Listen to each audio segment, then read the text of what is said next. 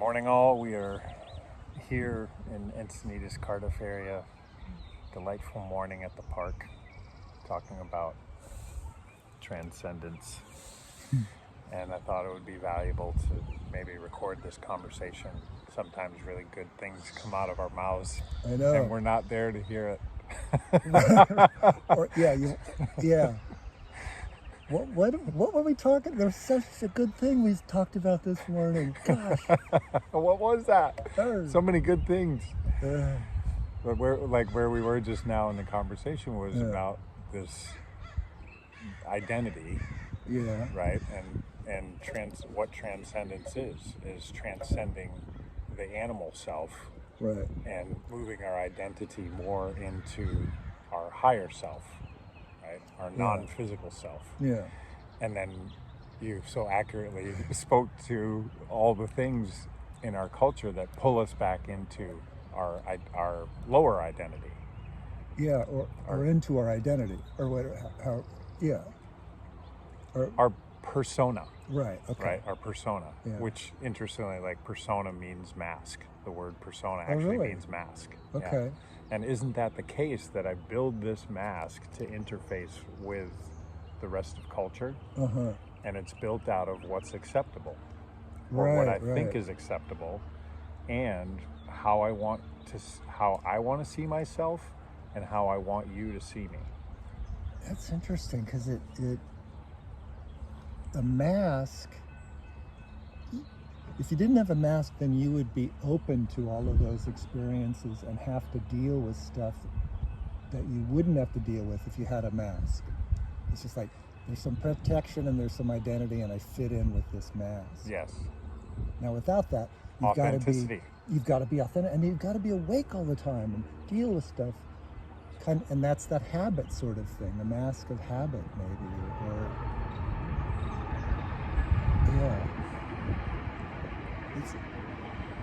there's some ease that comes with the mask,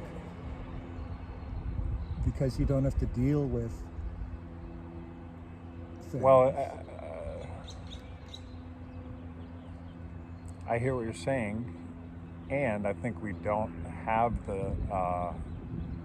oftentimes we don't have the full experience of being naked and full authenticity, where it's like, that's ease, because I don't have to think about it. I'm just being me. Well, I'm just, here I am. Right. Well, that's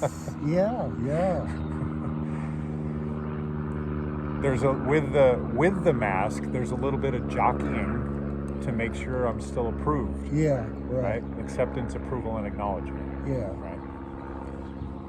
And being concerned about being critiqued.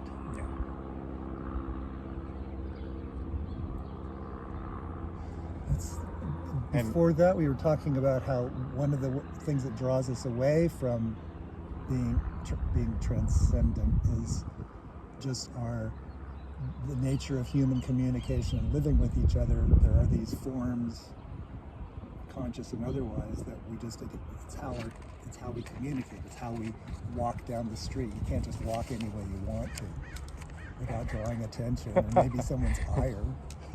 It's like bouncing around. You can't be in Seaside Market and start yelling, "Hey, what do you?" You know, there's norms and things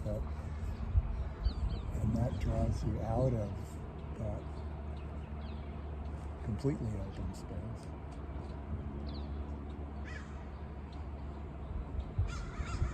And that's part of it. Oh, right.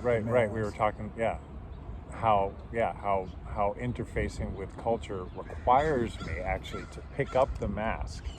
Right? It's like that, Jacqueline, credit to Jacqueline O'Keefe, one of my teachers, talking about this whole thing was created for me to have the experience of being an individual. Mm-hmm. When I dwell in witness consciousness or beyond, like no self, you can't stay there and interact. Okay. Yeah. That's what the interface is for. Uh-huh. That's what the mask. It's the interface. Right? It's our personal web page. Yes. I was born a webpage in 1953. We didn't even have columns back then. It was just text across the screen. Yeah. IP address. Bunch of numbers and letters. And true, dude, that's like how funny that you should say that, because literally that's what we could say we are. We're a waveform. Well, yeah. Because if E equals MC squared, this whole thing is energy. Yeah. What is this individual experience? Yeah.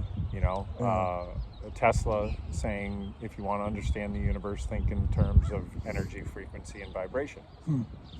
So Brian is a frequency. Ralph is a frequency. A waveform. That's always shifting and reacting to other waveforms. And yet constant. There's a constant, or you wouldn't be Ralph. Okay. Right? All right. Yeah.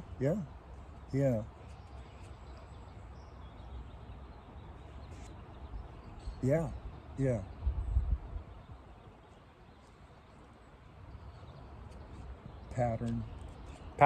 Perfect. Yeah.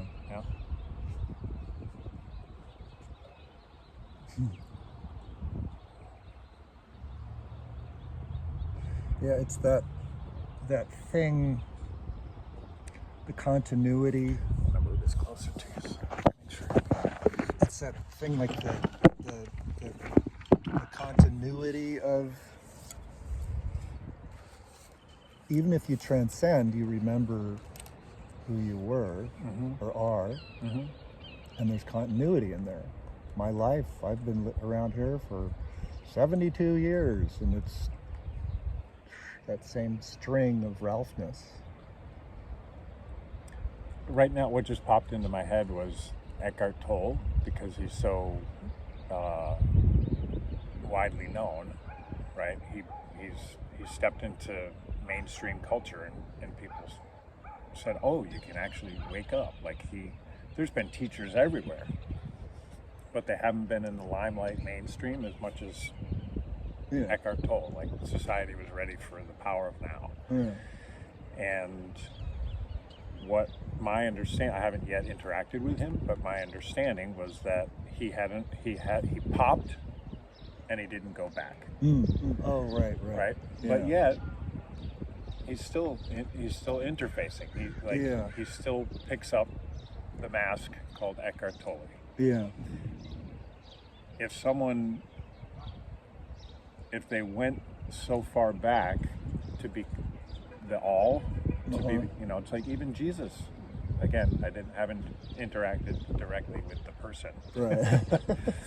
But certainly I have interacted with the Christ energy, right?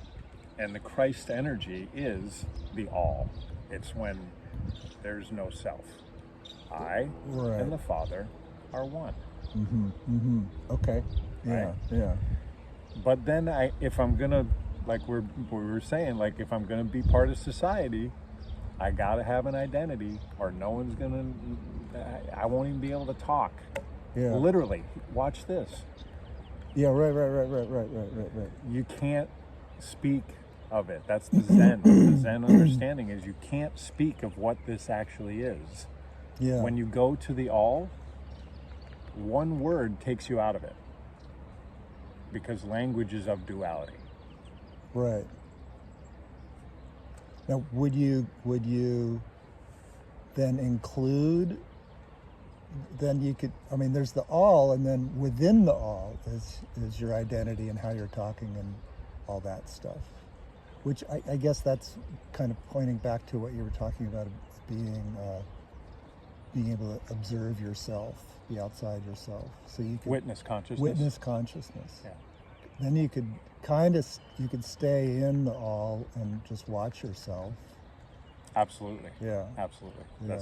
That's witness consciousness. Yeah. Because you in a body and in a culture, you're gonna have lower level. We are animals. Yeah. We're going to have animal tendencies. Yeah. I want to do a short film. I don't think it'll be too hard to get the Dalai Lama to go along with it, but I think he would. There's a scene the screen, it fades up from black, and you see, oh, there's some plants, there's some bricks, and then there's another shot, nice long telephotos and close-ups. Oh, we're in a garden. Oh, it's inside. Is this like it's a building, an interior court? Oh, is this a monastery? Oh, there's people with robes going by. You just kind of get little flashes of things.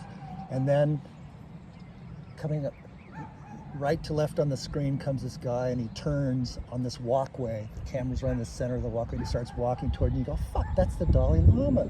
We must be in McLeod Gantry. And he's walking along, different shots of him walking. And then quick shots, he stubs his toe. And he goes, fuck! And then he just breathes in and he starts walking again. I mean, you're gonna say fuck. Or something like that. Yeah. The humanness, showing the humanness. Sure. Yeah. Sure. For Yeah. sure. Huh.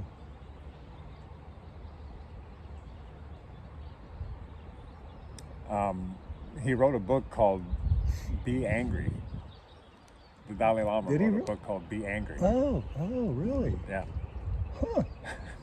That's good. And what he says is like, anger is an incredible energy. If you think about how much energy comes up in your body when you're angry, yeah. right? Yeah. What is that? It's like, well, if it's not understood and channeled correctly, it's oftentimes a desire to hurt someone. Okay. Right? However, if it's channeled correctly, it can be the energy used to change something that needs to, an injustice that needs to be righted. If channeled through love, if channeled through kindness, if channeled through knowing our interconnectedness. And effective means. Yeah. Huh. Potency. Yeah. And I will speak to the fact that back in the 70s when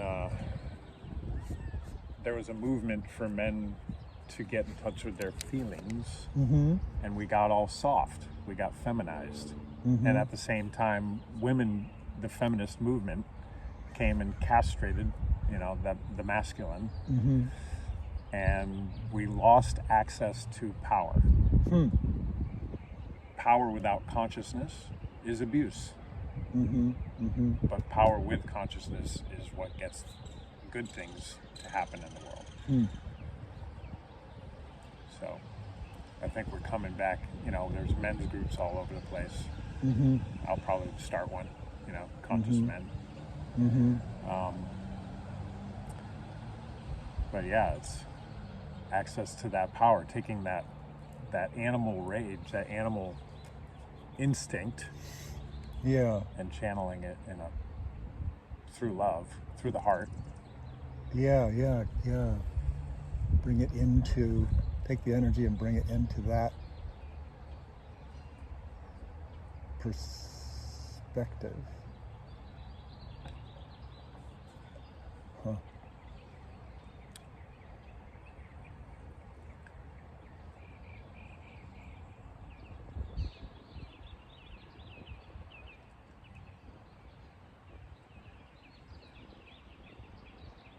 We were talking about the chakras earlier, and the first, second, and third chakra are all about me.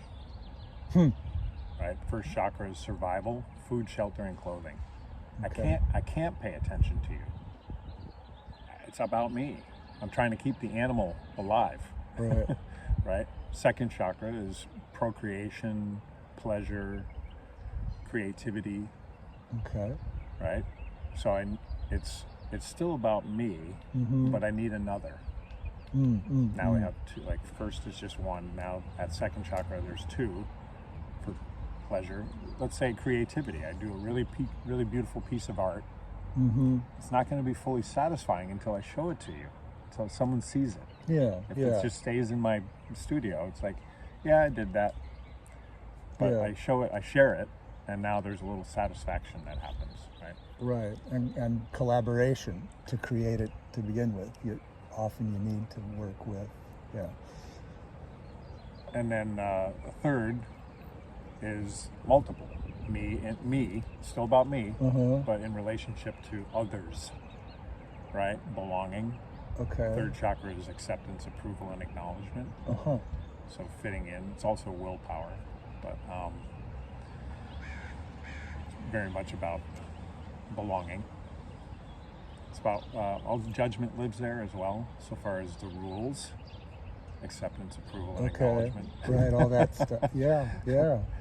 How to be accepted, And then when we transcend third chakra, we hit the heart. Now it's about we. It's the first place where now it's about connection and more than just me. And I think we're societally moving into that as like awakening comes into our vernacular. It's still it's still possible for, it's like we're such a narcissistic society that it's still possible for us to do awakening from it's all about me. Oh, sure. Yeah. Even if you, and it's easy to, well, you can slip there, Yeah. Because those other chakras are still alive and pumping. Yeah.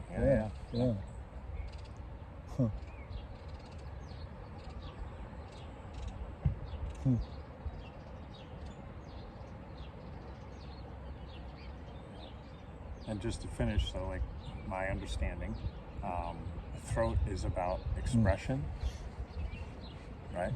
It's like expressing in the world. And then this is vision. The third eye is, it's like imagination.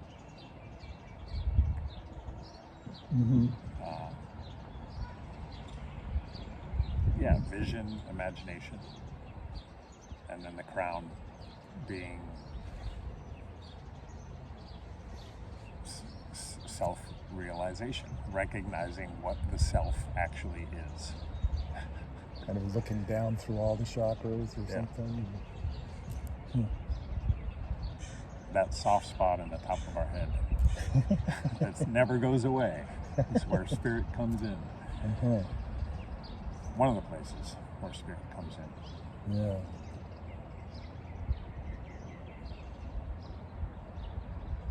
We're in Avasa and Maddie Love. I'm not really exactly sure. I think it's Avasa and Maddie Love. They're this wonderful, wonderful music group, and their music is transcendently beautiful. And one of their songs talks about that we're rainbow beings. When you think about the chakra, we're rainbows. We're like walking rainbows. That's nice.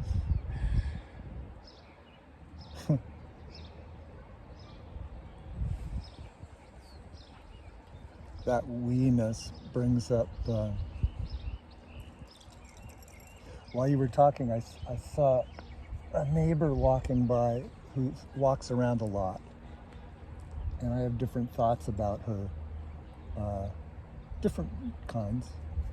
When I see her, if I'm driving and she's in, we wave. And never really approached her and gotten conversation, so it's still that sort of, I don't know enough about her, but I lay just conscious, close to subconscious, just lay on some thoughts. Sure.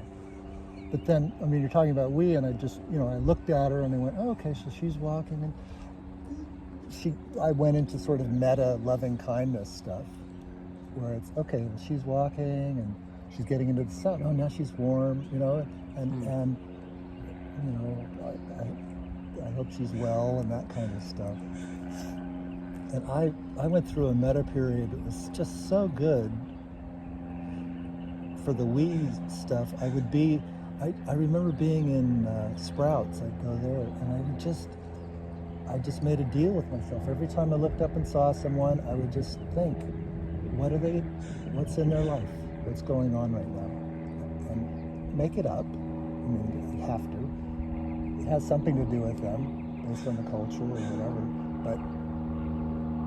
And then just turn it to something good. I wish that works out for them. And Sprouts is just a great place to go. It's like a temple. I was thinking that they could have grocery stores at the ends of aisles could have chairs for people to sit and just do loving kindness. Oh, right. It's a loving kindness chair. You just sit there. It'd be really nice. Imagine that. When I went to school for spiritual psychology, they had 4 people that was their job, was to sit in the corner of the room and project loving kindness into the room. Really? Yeah. Wow. Yeah. Just to hold the, basically God, just saying God. Huh. Meaning, it's like people put stuff on that word, but what we intended when we used the word God was the highest vibration I can possibly think of. That's what we're talking about when we say God. Right. Yeah. Not the identity. Not the guy sitting on a cloud judging everybody, waiting.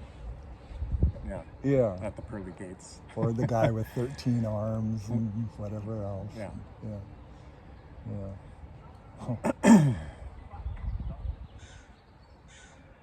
I heard myself, it's like Hanuman in the Hindu culture is the connector of hearts. And I heard myself say, God's like the connector of hearts. Oh yeah, okay, that is one of the facets. Right, it is one of the facets. Yeah. And just to speak to that for a second, so far as people looking at Hinduism from the outside think that they have many gods, and it's really just they created icons to be able to be grateful for ways that God shows up in their experience. Okay, that makes sense. Right? Yeah. So there's the creator and the destroyer. There's the one that places obstacles and removes obstacles for our evolution. Right. Ganesh is the placer and remover of obstacles. Does Ganesh places them too? Yeah. Oh, I didn't know that. No. Oh, okay. All right. He's my dude. It's just right? Yeah. Om Ganesha. So all these deities. They're placeholders for me to be grateful to the way that God is showing up in my life. Yeah. And you can, so that gives you a way for mindfulness or focusing our minds on that aspect of Godness, and to pray to it and to be focused. Today I need some Shrivakala. I don't know them, but I want to be Shrivakala today, and because I sense that I need more compassion or I need more vigor or something. Yeah. Okay, that makes sense.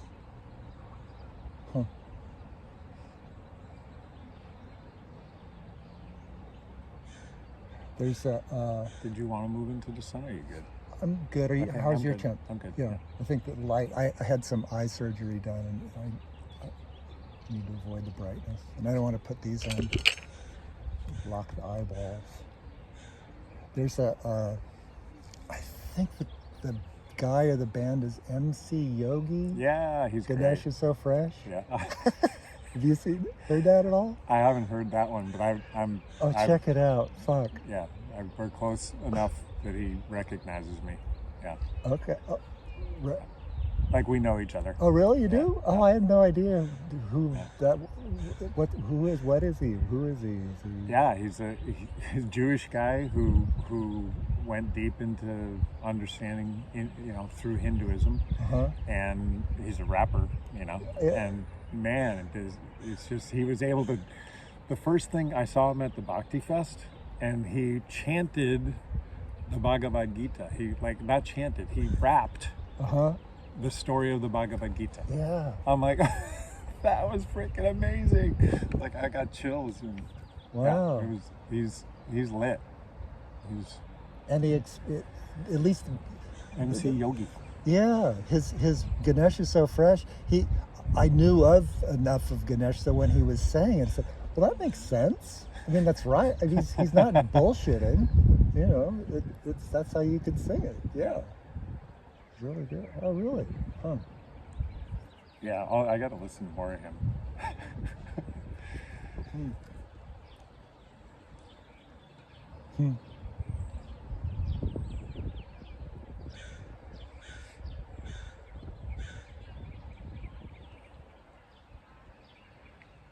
Hmm.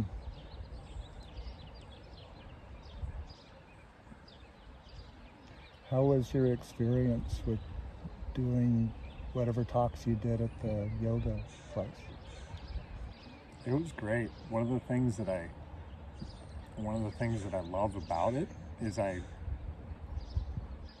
not there, like we were saying earlier.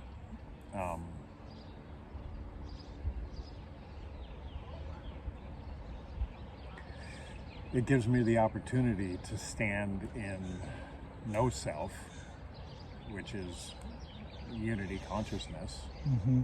and just be access to truth, capital T, truth, where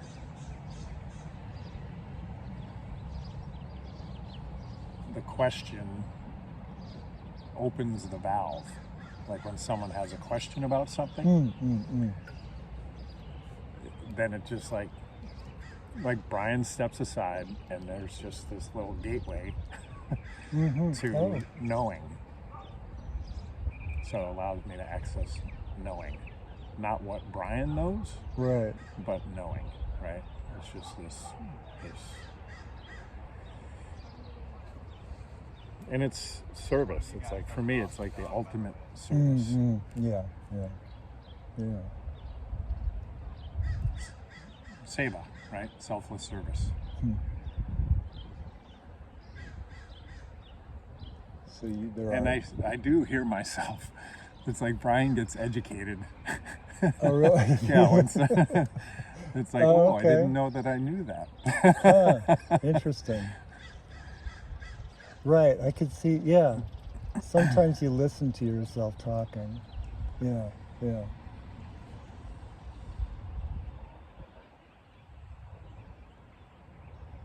Yeah, in unusual, not usual circumstances, you could do that.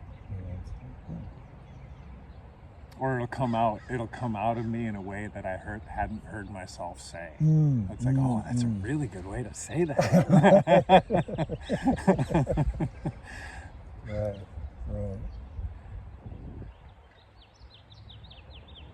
Huh. And I think the other thing that I really enjoy about it is how deep the sense of connection is that it creates. Because it dissolves the persona. It dissolves the mask temporarily. Yeah. And the term, satsang, being gathering in truth. My understanding of it is gathering in truth. Yeah, so you're in a room where the topic and the attention is being given to unwinding all these cultural things. Yeah, so that's a great way to say it. And so you happen to be speaking, or that's your role. Yeah. They're listening and asking questions, so they're participating. Yeah. Even completely quiet, they're participating. However it goes. So you're left with this unraveled part. Yeah. And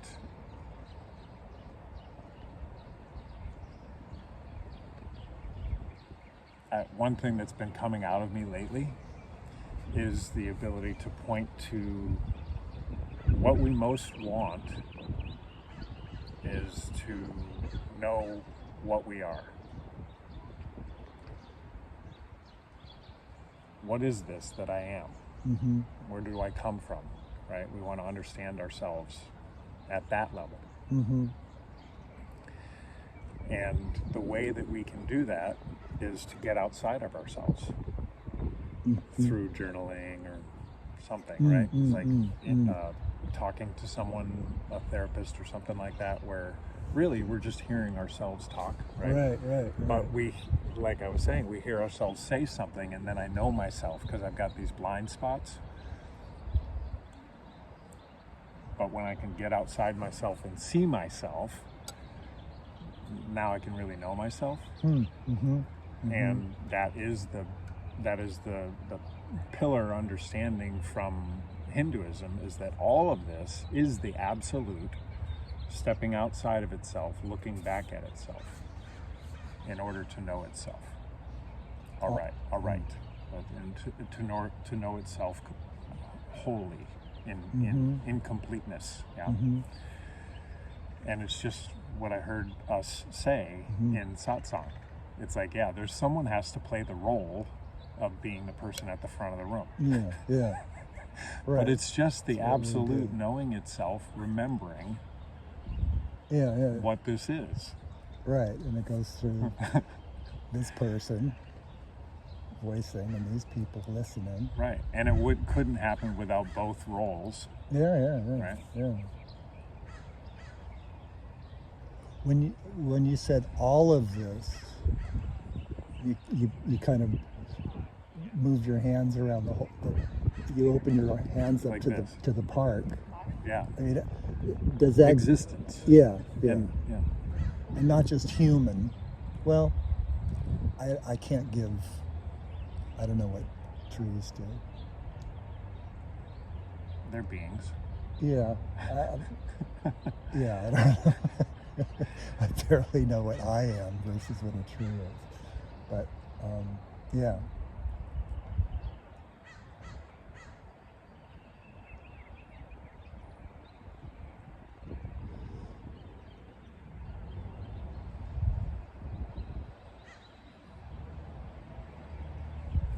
And the word, I love words. I love to go into the etymology of words. And exist, the word exist, this is existence. Exist means to stand apart. And so it's the absolute decided to exist. And in order to know itself. So to be manifest, you have to. You then turn to look back at when you're not manifest.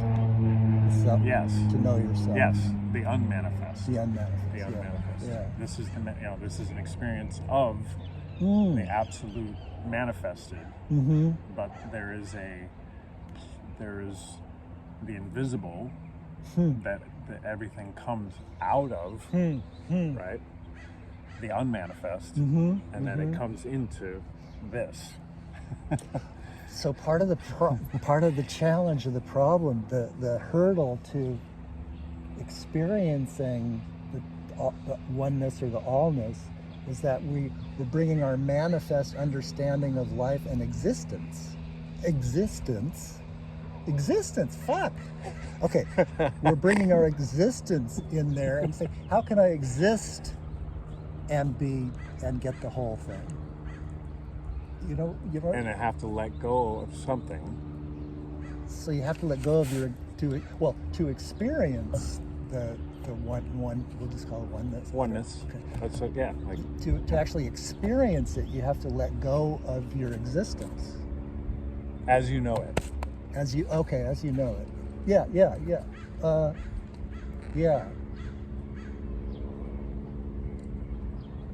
And maybe existence isn't the word there. Identity fits really, really well. Yeah. I have to let go of my identity, who I think I am, right, in order to come into recognizing a deeper layer of what I am. Not who, but what. Right. But it's identity is a subset of existing. Yeah, I would agree. That whole thing about if existing is to stand out, what is it? Be out. Stand apart. Stand apart. So stand apart from the whole. Oh, I love what you're seeing there. Yeah. Yeah. So that when I let go of this existence, yeah, I go back into the whole, right, which is no longer standing apart. right. And the challenge is that I only know, well, I typically what experience I most know, the world as existing. Yes. And in order to get to the whole, I need to let go of that way of experiencing. Yes. Beautiful. Okay. Yeah. Yeah. Wow. And all those things like koans and meditating and this and chanting, and it helps you stop the mind. Yeah. Yeah. And what a great segue to really see that mind is ego. Mm-hmm. When the mind moves, there's identity of separate self. Mm-hmm. No mind. Yeah. Right? Yeah. Yeah. That right there. Right.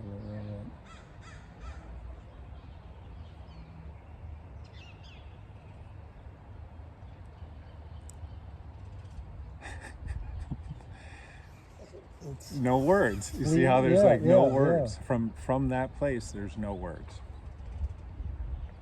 It's just it's so fleeting. I mean, because I exist. I don't want to not exist.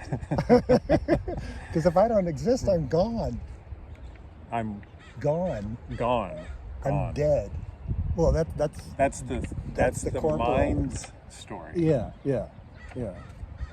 That's the ego's story. Yeah.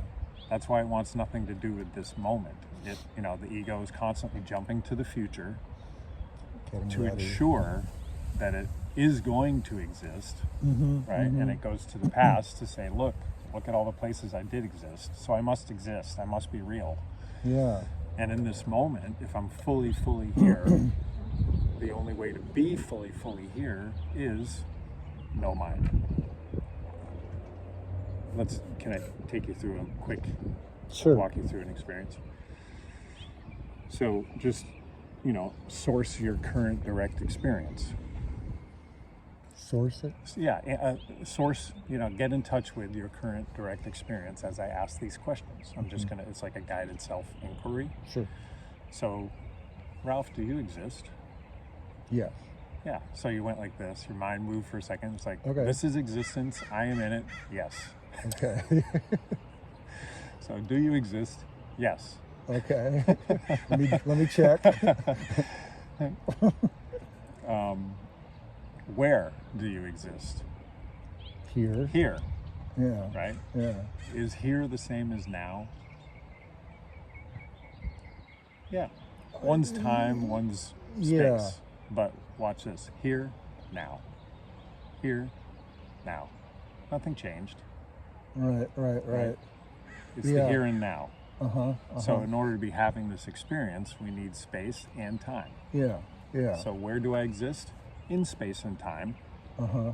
That's where I exist, in space and time. Yeah. Right? But wait. So is this moment the same is now the same as this moment? Yeah. Moment's the term for both of them, I suppose, together. Here and now, moment. Yeah, we're in the moment. Right. Yeah, okay. Beautiful. I love how you said that. Okay. And our mind can say, now, or I'm in this moment, and there's another one coming, and now this one's gone, and now, can't go to that one, right? Uh-huh.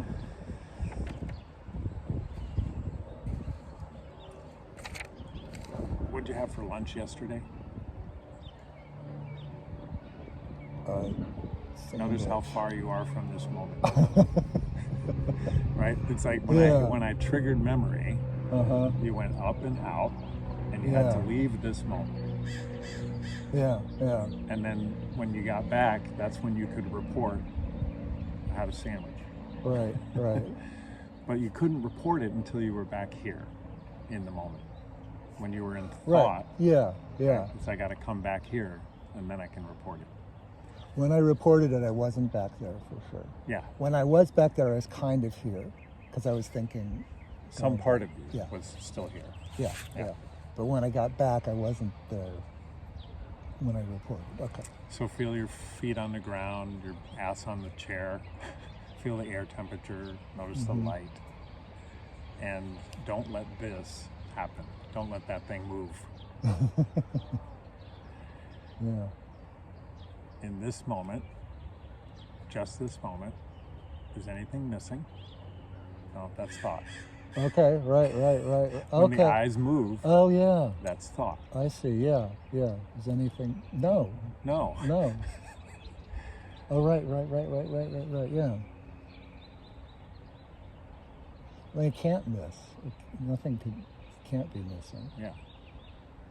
And so, just in this moment, does anything need to be fixed just right now? No.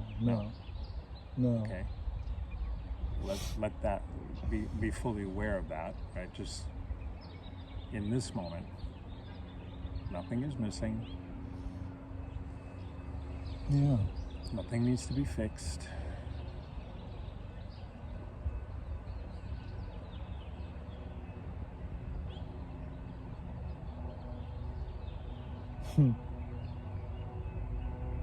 No mind. That's the experience of no mind. Yeah. Now let's ask your mind, what needs to be fixed? Oh my gosh, there's a laundry list. Yeah. It's like I can just sit here for hours and tell you all the things that need to be fixed about this world. Yeah. Right? Yeah.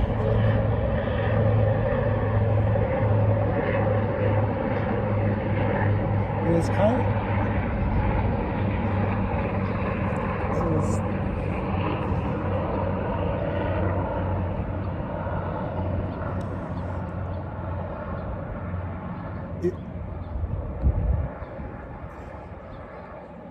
So,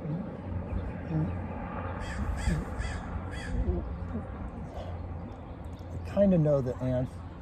I know the direct. I know there is an answer, but the question: if I was a father and my child died this morning, and we were going through that exercise, this moment would be full to the brim of thought, all sorts of thoughts about my child. Emotion, for sure, would be present. Yeah, I mean, to my bones, all my blood, it'd be that big. And if you haven't experienced it yourself, certainly, this is true, I've experienced it, that an experience like that can be so potent, the pain can be so white hot searing that it ejects the personality, and we are we're in pure presence, like we're in an altered state. Yeah.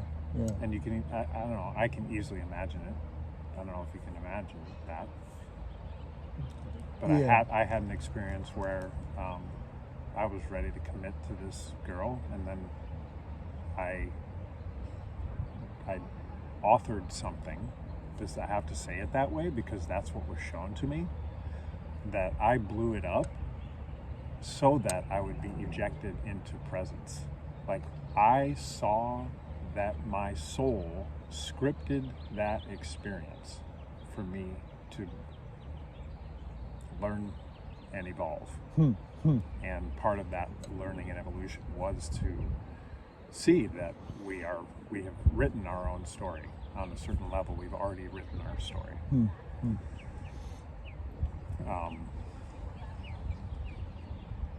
There were multiple lessons.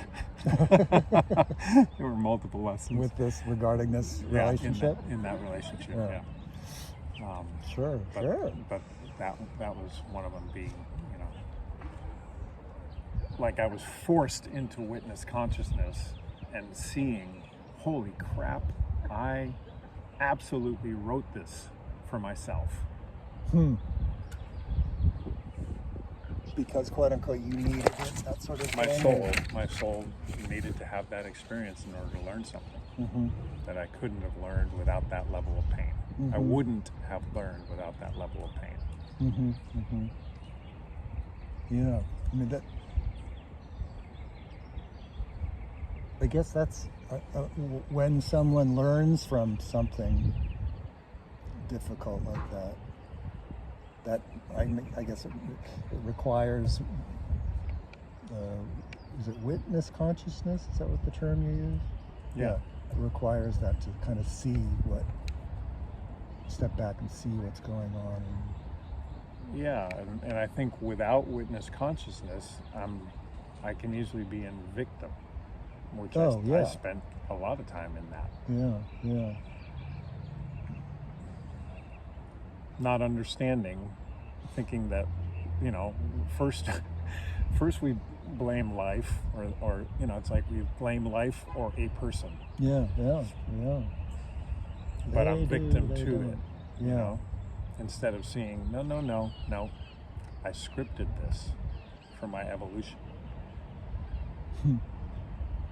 Just the other day, I had a recollection of my higher self communicating to me through a visual, like a picture's worth 1,000 words, that the higher self is the one holding the crossbar of the marionette. Okay, all right. And Brian's the marionette. Okay, all right. Interesting. So, and then there's a direct connection between the higher self through the strings. Direct. Strings. Unbreakable. Right, unbreakable strings. There's some feedback because the puppet's got weight, and you notice. I'm just kind of looking at it. I like that. So you could decide where you want to be. And watch this. Oh my God, this is so beautiful. I love that you just said that about the weight. Because what it triggered in me was like, yep. And at some point, I can just let go. Instead of resisting and trying to make it happen my way and like tugging on the ropes. Oh, right. It's like, no, surrender.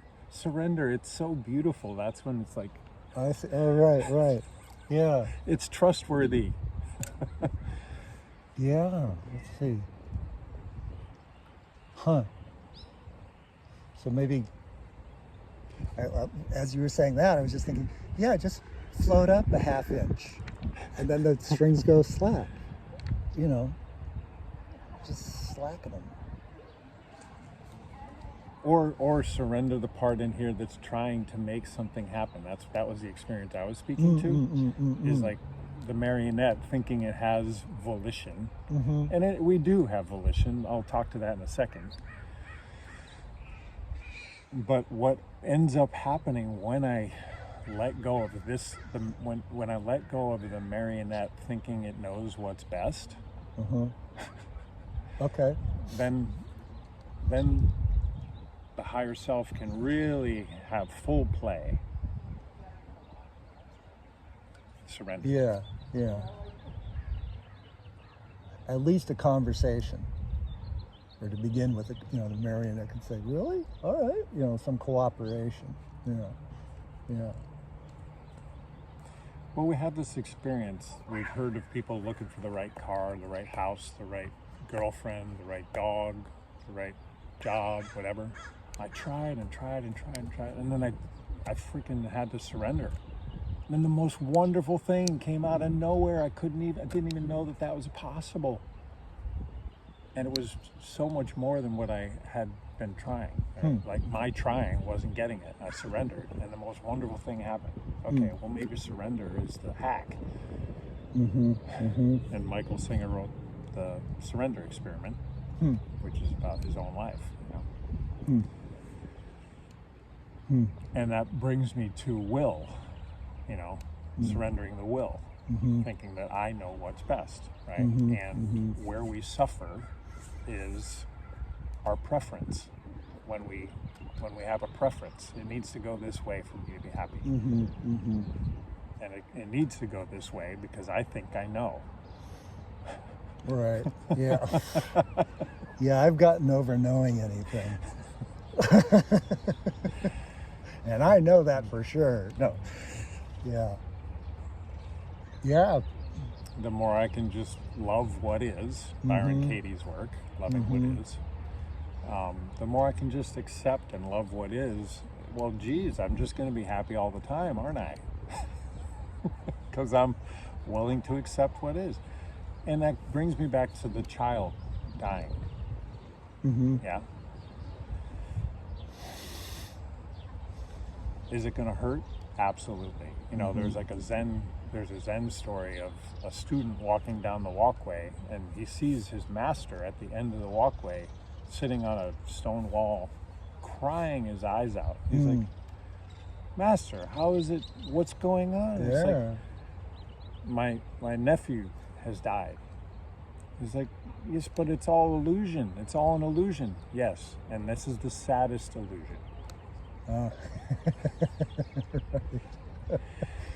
So it's not like we lose our humanness and totally disconnect from emotion. Yeah. And, you know, forget what that's like. No, it's just we have it in perspective. Yeah. Like, I'm going to fully feel my emotions. In fact, that's part of the problem in our culture, is that we have been trained essentially through culture to compartmentalize and suppress emotions. Yeah. And when I suppress, I depress. I depress myself, right? Through suppressing emotion, depressed emotions. Yeah. And it's no wonder that, you know, number one pharmaceutical is anxiety and depression. I've got earlier I mentioned truth and relationships, and the second one, I was left unrequited, and I was watching myself being unrequited, and I would, sometimes I'm driving through a neighborhood and I pull over just so I could really just cry, and I was wondering, how long am I going to be going through this, blah, blah. I'm walking through the lobby at the YMCA, heading out, and I feel my heart, and I go, oh shit, it's come to the stage where this is a broken heart. Now I've got a broken heart. And along that time, with the Buddhist stuff, we were into the 5 aggregates of experience, and it's Buddha broke down to have any experience. You've got these 5 things are going on. You're conscious, you're sensing something, there's perception, and there's mental formations, and it's likable, not likable, or neutral. So there are these things that creates your experience. That's Mr. Psychology, Buddha talking. So I just stood over to the side and I said, okay, let me just see what this sensation is. Strip everything away, and it's just, right. So in the center of what I call my body, I perceive as my body, there's this thing going on. Along the same time as this whole unrequited thing is going on, I've got this job for the Department of Labor with doing trainings, e-learning, and I'm with this really great group of training designers, instructional designers, really good, very experienced, and we were on Zoom before Zoom was, before the pandemic, all over the country, and we would have these meetings where we would share our projects and present what we're doing, and they were so open, and people could say, my first reaction is I don't like it and I don't know why. I think it's because of this. And someone would say, well, it's working for me this way. And the person who's presenting and receiving it is receiving it as help, as care. And so we worked so well together. There wasn't this, how can I say this to this person? Or, and then people would say, God, I love that so fucking much. I'm going to take it. I'm going to use it. You know how much that helped me? And there were times in Zooms I literally would turn off the camera and sit back and just hold. I would go, God, this feels so good. I fucking like this. This is why I've got this job. I mean, this is wonderful. I'm there in the Y, holding my chest, and it's the exact same sensation. I'm going, so I changed my perception of it, and my heart wasn't breaking. It was expanding. Breaking open. Yeah, it was getting bigger. and that allowed me to change my whole view of what was going on. Because if a heart's broken, it needs mending, it needs bandaging, it needs care, isolation. It's a poor thing. But if your heart's expanding, it can take in that other stuff. I could take in being sad, of course, but there's all this other stuff too. It's not wounded. It just blew me away. I love that shift in perspective, because I could see it, because it feels like a constriction. Yeah. At times it feels like a constriction, but as you sat with it, it's like, oh, it's really just how I'm looking at it. Yeah. Right? Yeah. It's like, yeah. And how you look at it, that's these aggregates of experience. How you look at it affects the sensation. Like, Thank you. Thank you for making sense of that. Yeah. Yeah. This is it's cut open. Well, that's a perception. That's a mental thing. But it feels bad. Right. Because of that perception. Right. It really feels awful. I don't want it. Yeah. Whereas you have the exact same thing in another situation. This is the best night of my life. I can feel my heart. I wasn't aware of it before. Yeah, it's really wild.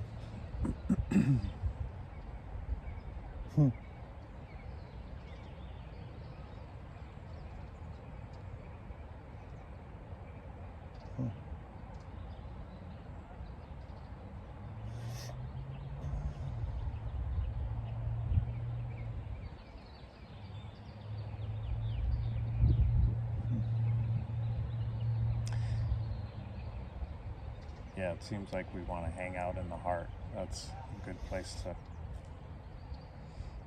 to be. Yeah. And touch. Yeah. Feeling it all, like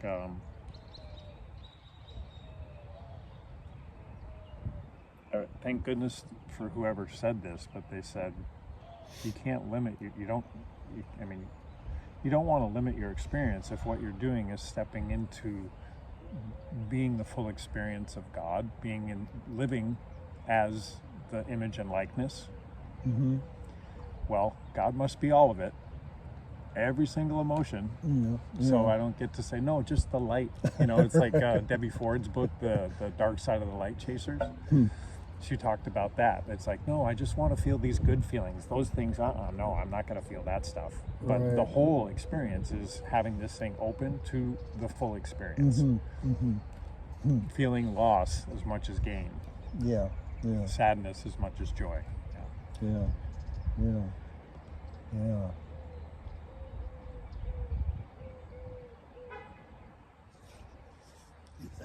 So many things point to, there has to, I don't know if it's true. There has to be sadness in order for joy to be there. That's sort of the rule of the physics of balance. The way I had seen that was, it was graphed, and they said, to the degree that you're willing to feel sadness, that's how much joy you can feel. If you limit sadness, then you limit joy. It's almost like, how big can I make my comfort zone? Because I don't get these peaks unless I'm willing to have those valleys. Yeah. And numbness speaks to that. Right. And numbness, either solely psychological or brought on by distractions or drugs or something. You can numb yourself by going to a movie or going shopping, or just to distract and to not feel. Yeah.